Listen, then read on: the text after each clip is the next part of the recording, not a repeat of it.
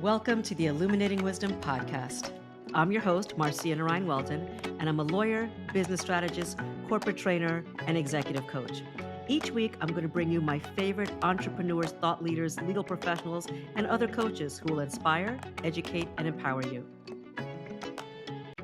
I'm here today with Phyllis Weiss Haserot, and you are in the business of uniting people, purpose, and potential in workplaces. And you have the skill and the superpower of being able to understand all the generations in the workplace. So I'm really excited to have you here today. Well, I'm delighted to be here. And I find it fascinating to understand all the generations and also all the intersections of every other thing about differences. The generational led me to all these other things, but more and more, it's just fascinating. Absolutely. Now, you've recently released Embrace Gengagement. So I'm going to ask you what Gengagement means. You can't Google it. You're the author of The Rainmaking Machine, and you co-host a podcast called Legacy Makers at Work. So first of all, what is Gengagement? Well, it means engaging all the different generations, being able to reach out to them, establish connections, and then collaborate, work, and getting much more comfortable than, especially since COVID, that a lot of people have gotten with people that are different from them.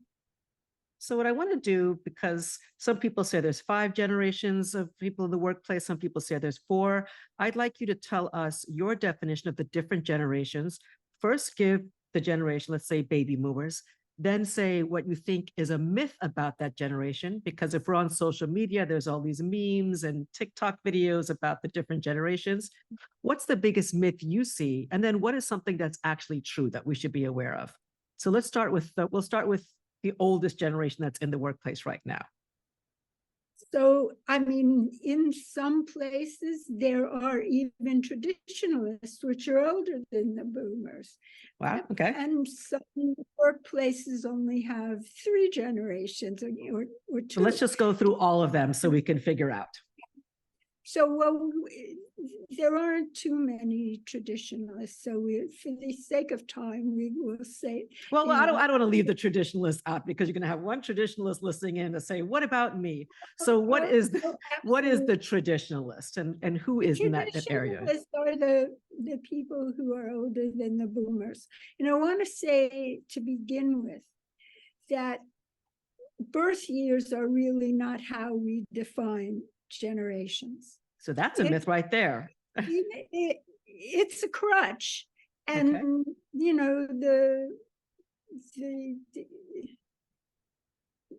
The government had to do something, and the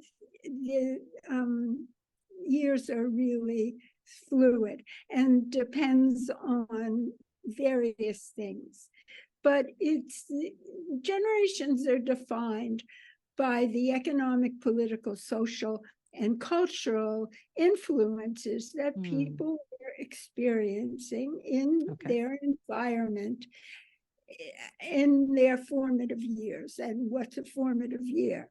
I used to say the high school or college years, assuming you went to college, but those years. But it's now even earlier, because the younger generations have very strong influences, whether it was COVID or whether it's terrorism or the environment, there are a lot of things. So it's just those similarities that they grew up with. But it's also influenced by where in the world they grew up. Did they come from a conservative family or a much more progressive family, religious or not? And even where you are in the workplace in terms of the hierarchy. Like if 2 people had the exact same birthday and one gets promoted to be managing the other person, they're going to think differently. So there's all that and life cycle sorts of stuff. So, don't get too wedded to what is the exact year. And if people really, I have cheat sheets in both of my books, those two books, Gengagement or Embrace Gengagement, and you can't Google it. I have a whole list of what are the attributes and what were the influences. So why don't we go through that kind of quickly? So let's start with the traditionalist first, because I appreciate all that nuance you gave us. That's really important, because I think a lot of us are saying, oh, he's born in 1977, he must be X. So let's though use some generalizations, because right now that's all we can do. Start with the traditionalists, and then what's the biggest myth about this group of people? I don't even know that there are myths that we hear about the traditionalists, but they were much more what we thought of old style workplace, and it was mostly men, and they had wives at home taking care of everything else. They didn't think about flexibility. They didn't think about work life. It wasn't within their mindset at all. And were hardworking in their way, but much more traditional. Which is why they're also sometimes called matures, or they're silence. And I don't think anybody's silent. Okay, then after that are the boomers. Now they kind of came into that workplace where the traditionalists were ruling things and went along with it for a while. And then they started changing things from the inside. And for instance, in the professions, one big change was to allow marketing and business development, advertising, all those things were illegal, unprofessional, and unethical before a Supreme Court decision in 1977.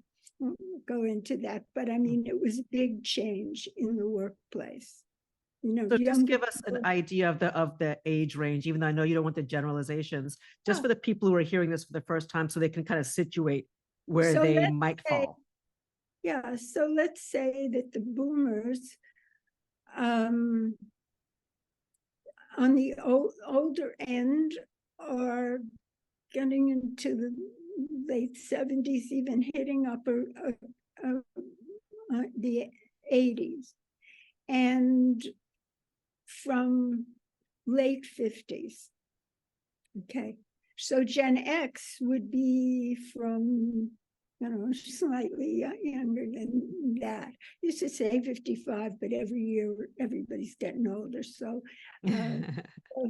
late 50s to early 40s, early 40s to late 50s.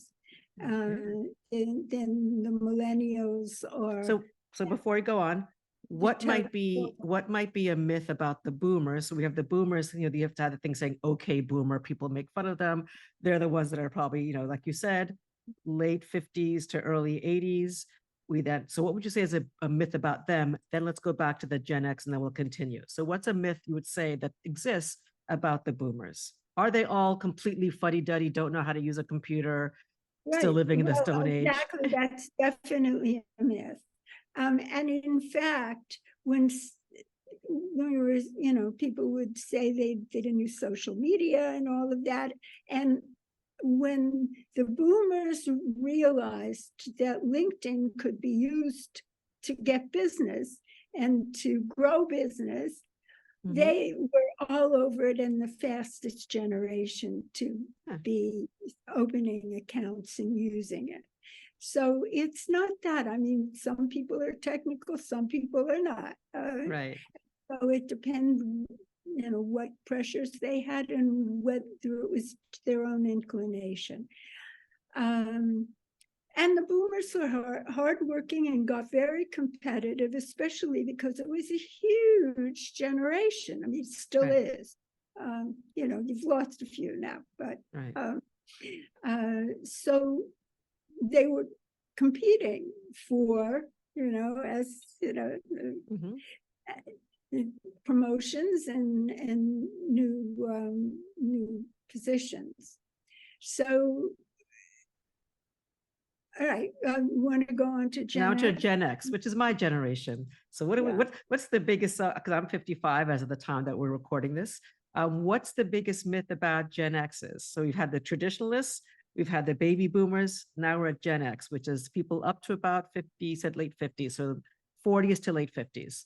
What's the biggest myth about us? And what is something that's actually true? Again, knowing all of these are generalizations. Yeah, well, the Gen X, when they came into the workplace, were called slackers, and they became very hardworking.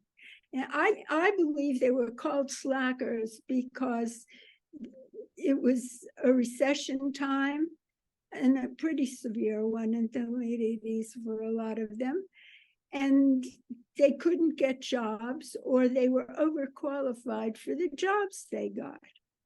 And so that was it, and they had a different attitude about things. Right. And one of the big characteristics, I think, is that especially the women more than the men were asking for work-life balance, or I call flexibility. There's no such thing as balance. I was just going to ask you, is there such a thing as work-life balance? And I don't think that exists. So no, I always called it flexibility. Okay. But they wanted it. The men wouldn't speak up about it because they were afraid to be perceived as less than as committed as they wanted to be. But when the younger men started speaking out about it, things began to change somewhere in the millennial area. But the Gen Xers were a much smaller generation in terms of numbers than the boomers or the millennials. And it's not a myth that the advertisers just ignored them. It was like, no, read anything. It's like the generation didn't exist. But they're a very important generation. I agree. Since I'm one of them. And really coming into, even in the more traditional professions and so forth, where it was always the older people holding on, they're getting into their power now. Okay, so after that, we have the millennials. Yeah, so the millennials are mostly the boomers' kids. And we always taught our kids to ask a lot of questions. When they got into the workplace and they started doing that to the people more senior than them, even if they had millennial kids, it frustrated them to be asked all these questions. And what's the age range before you go on, so people can kind of just situate themselves? Okay, so the older part of the millennials are early 40s now, or say are in 43. And through the 30s, actually late 20s. Late 20s to early 40s is our millennials. Exactly. Although, I will say this, each generation from the boomers on down should not be all characterized in one cohort. The older and younger halves are very different from each other. And in fact, often name themselves something else, so that's that. And the millennials were another very large generation. When they came into the workplace, their more senior people, were going a little crazy what to do with them, and asking questions, wanting to be more involved in things, wanting to be able to speak out more and have a voice in things, and get, even if they couldn't be promoted, at least lateral moves so that they could learn more. Okay. So before you go on to the next one, we have our traditionalists, which are in their 80s probably by now. We've got our baby boomers that worked very hard, came from, probably from the war, wanted to work very hard, were very competitive, never even thought about work-life balance as a thing. Then we had Gen X, goes up to about 50, late 50s, early 40s. And that generation came in and also worked very hard, but were called slackers and were some of the first to ask for work-life balance, which we both agree is probably not even a thing, more about flexibility. Then we get down to the millennials, who were the children and grandchildren of the boomers, very wide range of, of where they can be, but they were the question askers because the generations before them kind of told them that, you should ask questions, explore the world. And they were the ones that you say are very happy taking a lateral move because they want to learn. Is that a good summary where we are so far? Almost. The Okay. boomers also wanted work-life flexibility. Okay. And especially, again, the women, there were more of them. And especially as time went on, when they had older parents that they had to take care of. Okay. So it wasn't as strong, they weren't as vocal about it, but that was something that I found in the, firms that I worked with was true. Okay. And now we have our Gen Zers, the Zoomers, the Zillennials, whatever you want to call them, the people I teach a lot in college and law school. Right.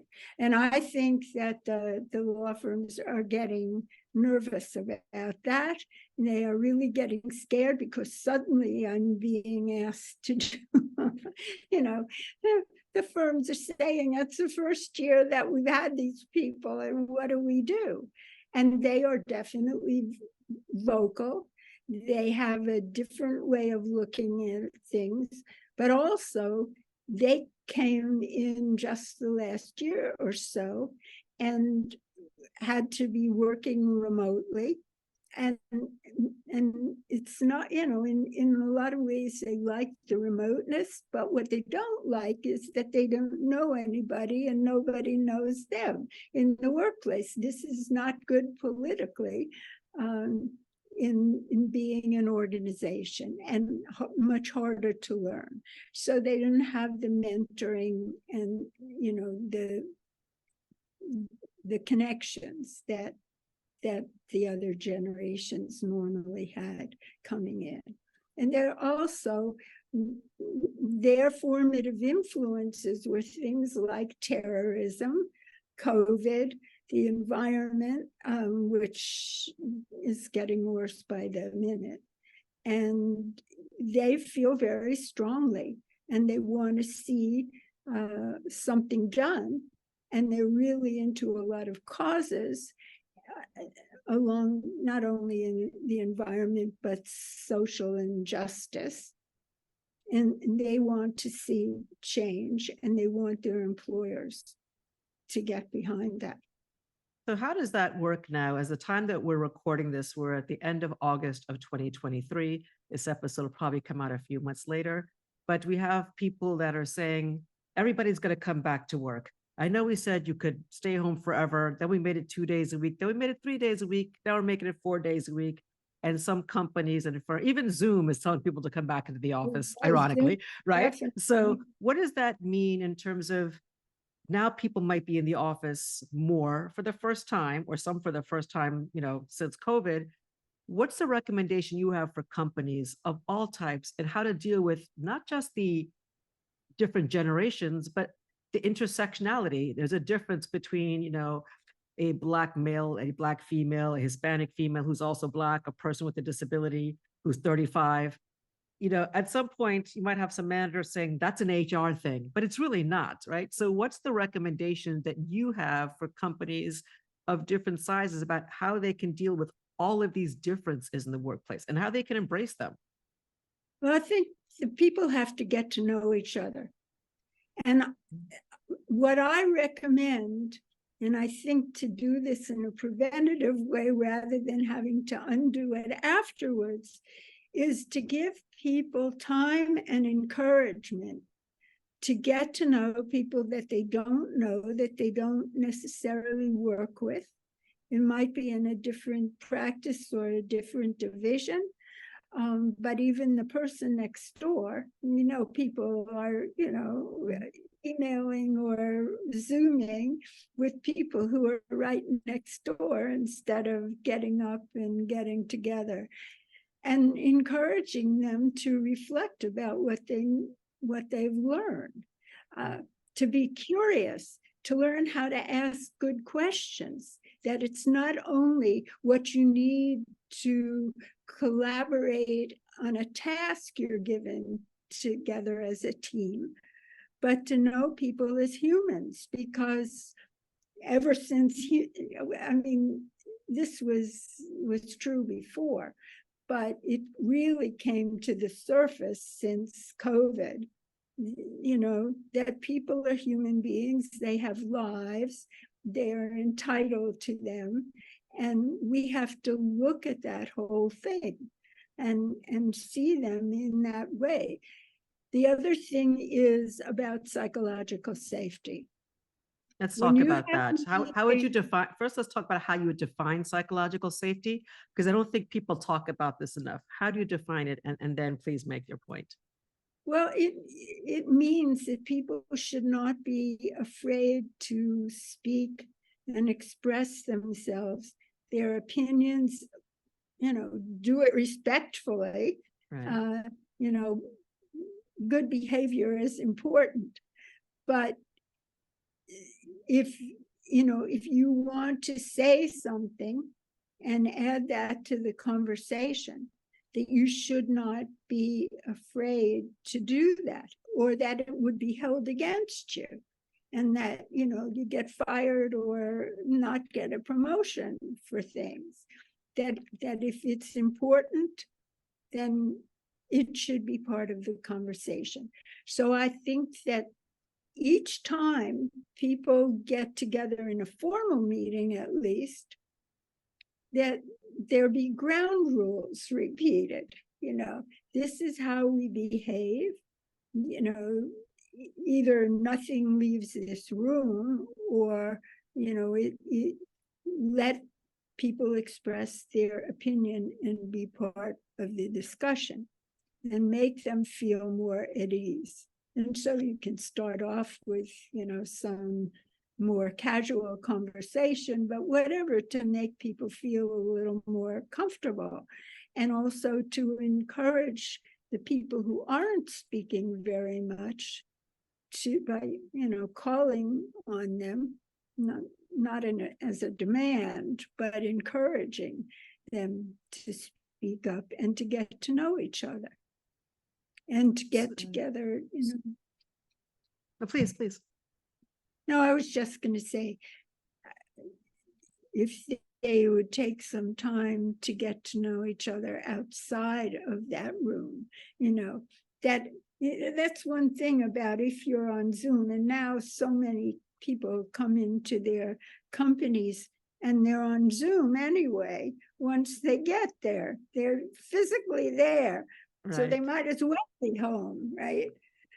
It's a little ridiculous. But if you are in person, then you can chat with somebody before or after and get to know each other. Right? But about the psychological safety, it's just making people feel that they will not be suffering in some way from participating and speaking up.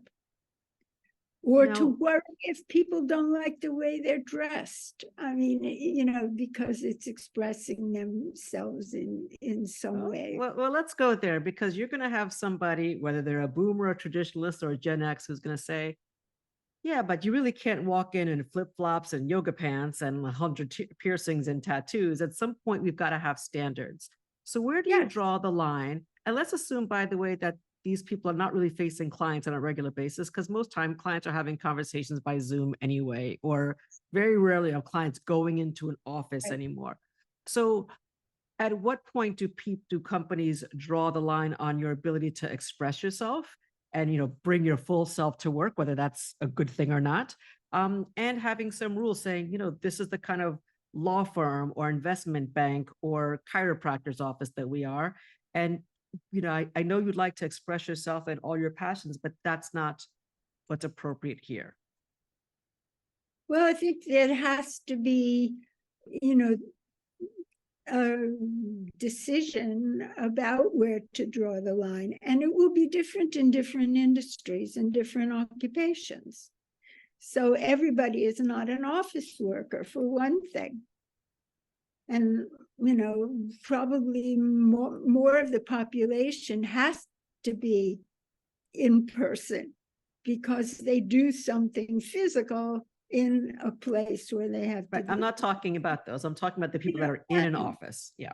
Yeah. Yeah. But even in an office, if you don't think that it's proper to be in flip-flops, then they just need to wear some other kind of shoes. I mean, you come up with a list, and then I would suggest, rather than saying, from management, here's how we think you ought to address and appear, to discuss it, throw it out to the people that work there for their opinions, so that they feel that they had a part in making the decisions. Now, I have a question that may or may not be a myth. I hear from a lot of people, so I'm the Gen Xer, so a lot of my friends are Gen Xers with businesses, whether they are partners in law firms or they own their own businesses.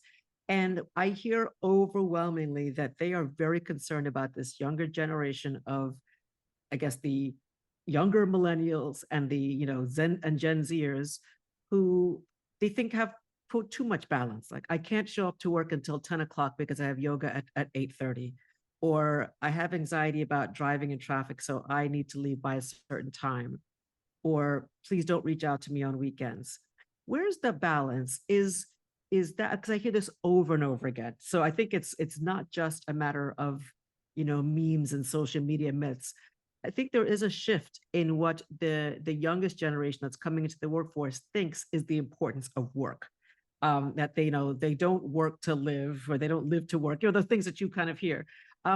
Is there some truth to how this newer generation that's coming to the workforce looks at work, and how seriously should the other generations take this, the people who are managing it?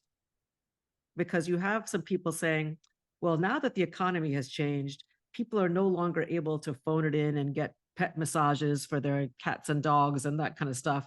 They've got to be in the office when we say to be here, because, we've got all the power back. And you hear this in some of the newspaper articles.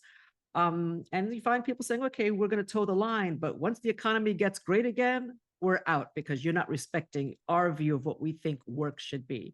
What are you hearing from employers and employees, and where do you think the balance lies? I don't think that most employees really know. And this is all a big experiment.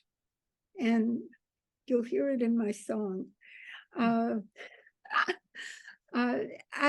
think that it is. I think that the decisions that are made initially about standards, or when and where people have to be working, whether it's from the management side or the rest of the workers, after trying it out for some months, are going to decide that, no, this isn't really what I want. And then 180 degrees, they want something different.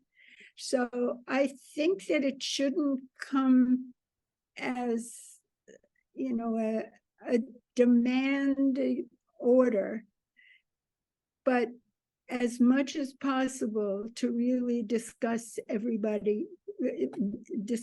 with everybody who's involved. What if you have 100 people? What if you have 100 people at the workforce, or 200 people? I mean, at some point, are you suggesting hold town halls and say, what do you all think? This is what we're going to do? Or not necessarily. It could be done in teams. It could be done in practice areas, or,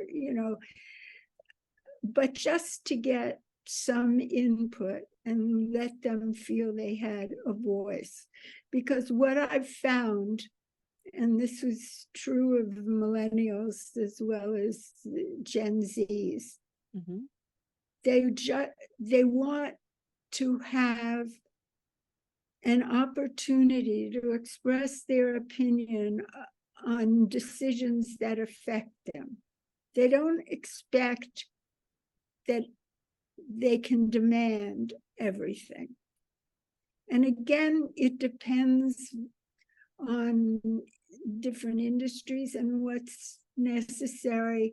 When you're doing solo work, you don't necessarily have to be in the office. And, you know, you might work better at 3 o'clock in the morning. And so it's about productivity and where you work best. But when you need to be with people, then you need to be with people. I made up a title for what I think is one of the most necessary roles these days: Chief Scheduling Officer. I mean, it's a huge headache. It's a huge puzzle to put together when people have to be together. And so it has to be a lot of decisions have to be made with the people who are involved, because it doesn't necessarily work the same way for people doing different things in an organization. So I'm going to put you on the spot. Let's say you get a call and the person says, I've heard you on a podcast. I know you think we need to discuss things with people. That's not how we run things. We are a bank. We are an investment banking firm. We are a law firm. We are a professional services firm. Yes, it's true that people really have been in the office for 2 years, but we want them back in the office 5 days a week. What would you advise them could be the pitfalls of that? Or would you say, if that's how it was before COVID and you think that's what you need, because you think that embraces productivity, that's a good idea? What might be some of the problems with some of the firms and companies saying 5 days a week or even 4 days a week?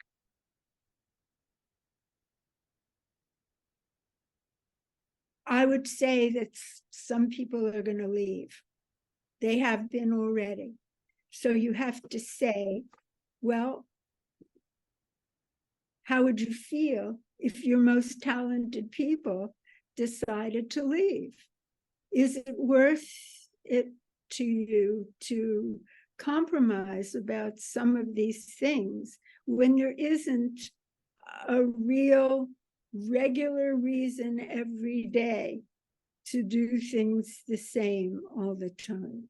And, you know, when we talk about flexibility or agility in a business, it's not only where, you know, how flexible you are about letting people have time off for one thing or another. If they have a good reason, I mean, why should it be that if you have to have a doctor's appointment that you can't go? Or if it's really important to you and you don't have something vital to do, to go to your kid's baseball game, you know, it just doesn't make sense when you think about it.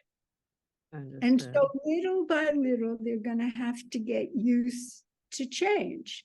They're just going to have to, or they won't have people. And everybody will decide that they all, you know, want to be an entrepreneur. They want to start their own business or have 3 side hustles instead of the way it's always been done. You know, they cannot make those kinds of decisions for people. And, you know, it's not prison. I love it. So let's talk about mentoring. Make it feel like prison. You're right. We want people to enjoy their work, and they're not going to be engaged in it or think, hey, I have a great culture here, and encourage their friends to want to work for the same company. You know, I don't know, I think that the people in charge have to see that leadership is a different kind of thing now. Right. It's not command and control. And it really is inviting people into the conversation. And if they take the time to do those things beforehand, they're going to save time later. And they're going to have fewer conflicts. And that's time consuming. And turnover is money consuming. So I mean, I think, you have to get people to change their mindset about things, and change is very difficult for a lot of people. Absolutely. But also, as we have millennials now coming into being not only middle management, but, senior management, running things. And I think, it's going to change. My generation, the Gen X's, we're going to die off or retire, and then hopefully the next generations will get it right. I want to talk to you about mentoring, because people talk a lot about that, but very few formal mentoring programs really work out well in practice. Why do you think that is? And let's say somebody's listening, they say, I want to do this right. What are some maybe non-traditional or things that people aren't doing when it comes to establishing formal mentoring programs? And then maybe there might be something that are informal mentoring programs that you might suggest.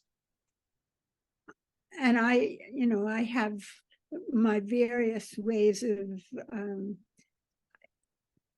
I've been working on the screen. There you are. Yeah, I was going to ask you what you were thinking is missing in mentoring, but I can tell you from my point of view, because I've been studying this and doing a lot of mentoring. And I went from not just matching up people, and usually a more senior person and a younger person, but to mutual mentoring circles, where you had various people to draw on, not just one person, because no one person can satisfy the needs and advice for any other one person. So there are ways of doing that, actually done that in the legal profession, setting up that and participating in that. But I have an idea popped into my mind a few months ago, which I have been working on, which is a new format for mentoring. And it's from different perspectives, and it's actually going into companies or organizations of any kind with an older generation and younger generation as a team, and being able to deal with the issues that different people have from those different perspectives of their own experience and their own way of thinking through and all of that. And it's been getting a good reception. People think it's a good idea. And so I'm putting together a roster of young generation people to work with me, the younger ones, to do this. What I think is missing, and also, of course, that means outside mentors. And there are a lot of good reasons for that. I'm not saying that no one can do it from the inside, but one of the things is conflict resolution. I think that you may have issues between managers and the people that they manage. and you cannot handle that. People, talk about psychological safety. They're not going to be talking about those things when it can get around in the organization. And I also have a certificate in conflict resolution, which I got actually in 1998, and have done a lot of that. So that's another part of it. And whether people are just, it's in their wheelhouse to be good mentors. Also, do they have enough time? I think that's another reason why it fails. Right. Is that especially the more senior person, but not necessarily, just has to keep canceling the meetings. And so that doesn't work out very well. And that also undermines the entire mentoring process. It makes people feel as though this is just a check the box. The company wants to look good, but it doesn't take it very seriously. So I think that's really important as well. And I think that it should actually be offered to employees as a perk. Then nobody's going to feel that they're thought to be deficient. If you have something that you want to have taken up, about your career or about how you're doing things and all of that. And I just recently read still another survey about what people think has been good about the mentoring they get. And they say the feedback from, what they've been doing currently. But they want more. They want opportunities, new opportunities, not necessarily a promotion. I mean, that's always nice, and more money is all, always nice. Who doesn't want that, right? But they want to learn new things. They want to have opportunities. They may even want to move to a different division or a different practice or something like that. There are new industries and occupations all the time, and have the opportunity to learn and, develop new skills. So they want more than just getting good feedback. Interesting. So, there are a number of things, but I think that's a start to your because don't give everything away. We want people to hire you. So I'm gonna ask you how people can work with you in a little bit, but you also have some suggestions about how to ask good questions for networking and business. And I'm wondering, what you mean by that. I think sometimes the younger generation, when you ask them to network, they don't really know what that is because they haven't had to do a lot of networking. And then there are other people who just find networking to be schmoozy and fake and inauthentic. What are some tips that you have for any generation about how to ask good questions? Well, it's not, it's beyond the networking and going to a network event. But just as there was mentioning earlier about getting to know people as human beings and what's going on in their lives, you've got to be curious. And I mean, I'm infinitely curious, so I make it easy for me. But you have to expand the kinds of things you want to find out about. And as I said earlier, beyond what task you have to do with someone, or just learning, let's say you go to a business event, so you're networking.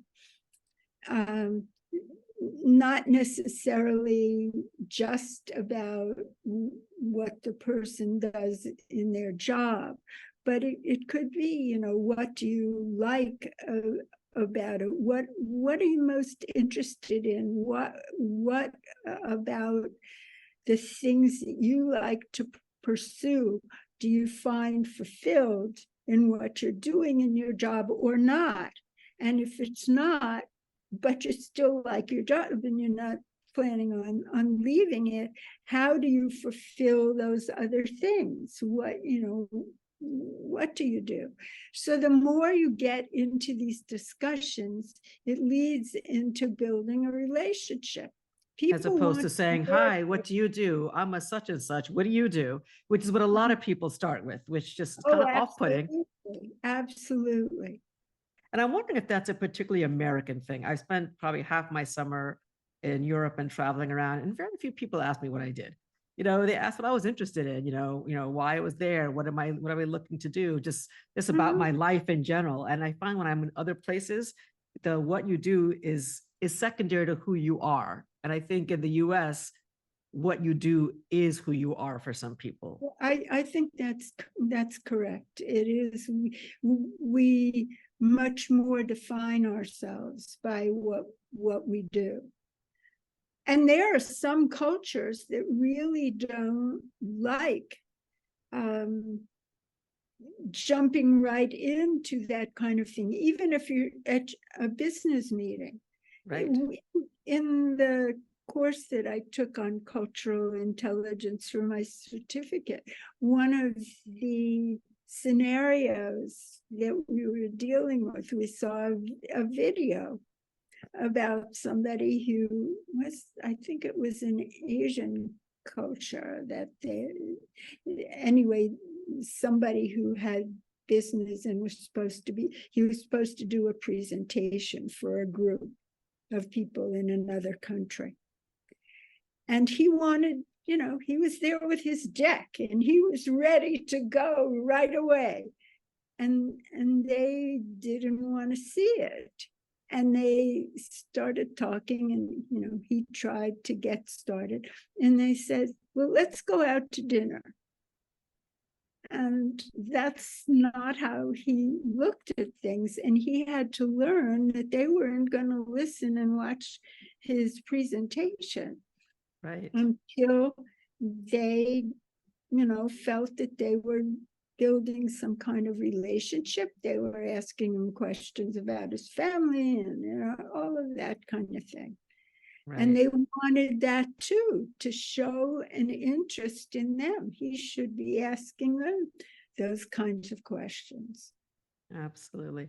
And I think that's so important, cross-culturally, but also, within the workplace. That's how you build the rapport. That's how you can even have some of those informal mentoring relationships, across titles, across divisions, et cetera. Before we close, I want to ask you about the underestimated impact of generational differences on wellness. We talk a lot now about, mental health, mental well-being in the workplace, the impact that, social media may have on these things, the impact of isolation and loneliness. So talk about the impact of generational differences on wellness. Well, I think that each of the generations may be thinking about different things that are affecting their wellness, and we think first of physical wellness, and that may be but people can get injured or diseases that vary, the same ones at different ages. It's not just you get older, you get this, So we know that, and we're familiar with that. But there are fears and frustrations that tend to go with where you are in your life and what is going on. And so that's part of it, to understand that. Some of the older generations may be worried about older people who are in their family and having a lot of caregiving to do. But they also might be worried about being replaced because they don't retire.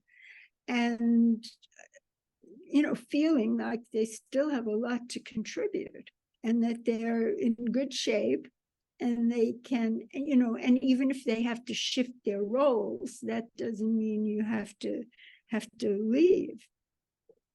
So there's that kind of thing. and the anxieties that everybody's having, especially since COVID, that made that. And then there are the financial aspects, again, where you are in your life, you trying to save up for your kids' college education, even if you don't have kids yet. Or trying to buy a house, or trying to move out of your parents' house, or trying to pay back loans. So many different things that could come into play. And the millennials who put all of that off. So people thought they didn't want to drive cars and they didn't want houses. And now, they're getting around to it. They didn't do it at the same time that the boomers and, older people did. And then, one of the things I just did, I did a blog earlier this month, and it's in my August newsletter that came out a couple of days ago, that I said, I think that tech issues, when not do you know how to operate technology, things that aren't working, and your email isn't working, and your computer is not. And I went through something really, and it's not quite over, but a month of spending most of my time on tech support with 3 different companies, and it is really, really stressful. I was healthy and, all of that kind of thing, but healthy physically, it just really gets to you. And I'm a very resilient person. And when I talk to people all the time, they have tech stress every time anything goes wrong. So I thought that employers should be aware of that kind of stress, frustration, how it gets in the way of productivity, and be empathetic about it. Because it isn't going to go away. Well, eventually you hope that it's solved, but right. The idea of having technical issues come up, it's another thing to throw into just one more thing to have to worry about. Exactly. Yeah, and it's not only older people who have for sure. that. It could be anyone. Excellent. It's more the age of your computer. Exactly. But not necessarily. There are just all kinds of things. And again, as I said, Generation Z especially have had, lived in an era of terrorism, expecting all those things to go on. Schools, people coming into schools and killing people. Yeah. It boggles the mind if you've been around for a while, how different things are. And so they are worried about all of those things. And they're worried about how long is the environment going to be here? And are we going to have wildfires in our backyards all the time? Right. Absolutely.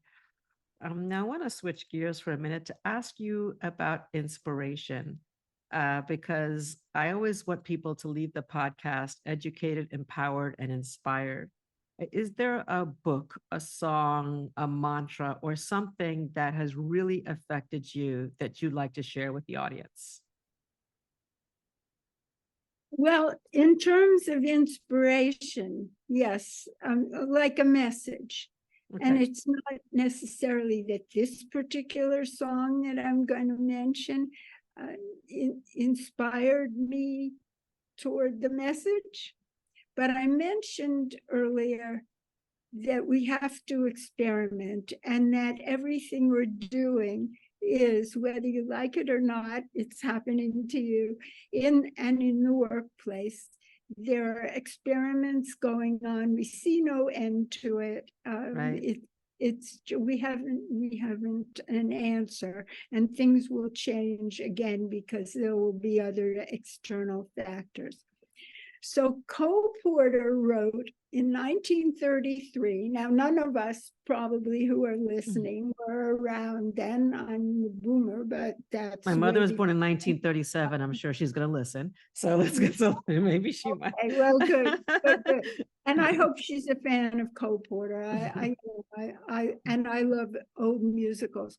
So this is from I knew of the song. Seen the show, and I see a lot of old musicals. So it was called Nymphaeurant. And the name of the song is Experiment. And I want to recite some of the lyrics. Sure. That's the message here. So, and I'm not going to sing, but experiment. Make it your motto day and night. Experiment, and it will lead you to the light. The apple on the top of the tree is never too high to achieve. So take an example from Eve. Experiment. Be curious.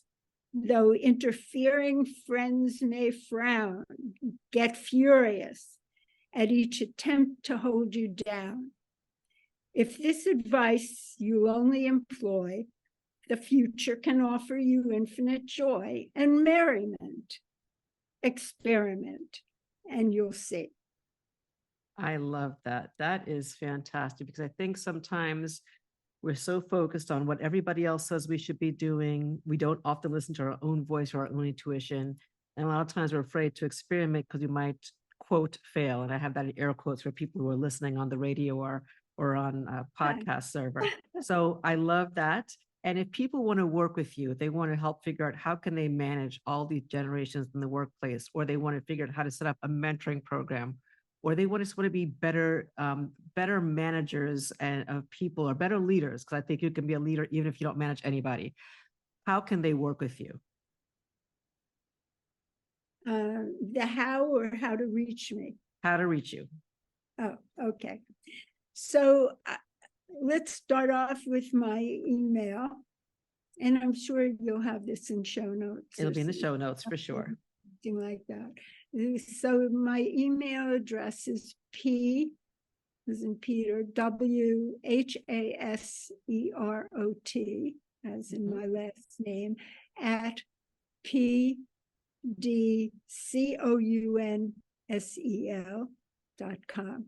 pdcouncil.com. That is not the nonprofit council. It's council meaning advice. Right. And so, yeah, Practice Development Council is the name of my firm. Mm-hmm. Excellent.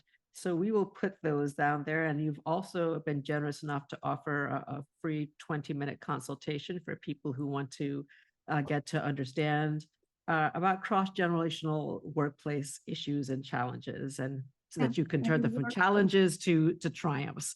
So thank you so much, Phyllis. You've been really, really helpful and provided a wealth of information. We're going to have all of your links to all of your social media in the show notes so that people can follow you on LinkedIn, on Facebook, on all the other areas where you are. So any last takeaways you want people to have besides experiment? If there's one thing you wanted people to remember from this episode, what would it be? I think about developing and nurturing relationships, and the whole thing about asking good questions and becoming familiar with the preferences and attributes of all the different generations and other differences. And one thing, so I would just want very quickly, I like to offer a challenge at the end of when I'm a guest, to reach out to 3 people that you don't talk to all the time, and that you work with, not necessarily that you work with all the time either, and start to get to know them as human beings, to get to know a lot about their interests and what they're good at, and how you can work together and help each other. And you'll find if you're at, not at ease doing that doing, practice makes it easier. and it will really benefit you in your career and your life, really make you a richer person. Well, who doesn't want that? That's an excellent way to end. Hopefully you all have enjoyed listening to this episode. Please make sure you subscribe to the podcast and you share this episode, because basically everybody that you know can gain something from learning from Phyllis. Thanks again, Phyllis. It's been wonderful having you here. Well, my pleasure, really, and it was fun. Thank you. Thanks so much for joining us. Stay tuned for the next episode. If you like what you heard, subscribe and share it with others.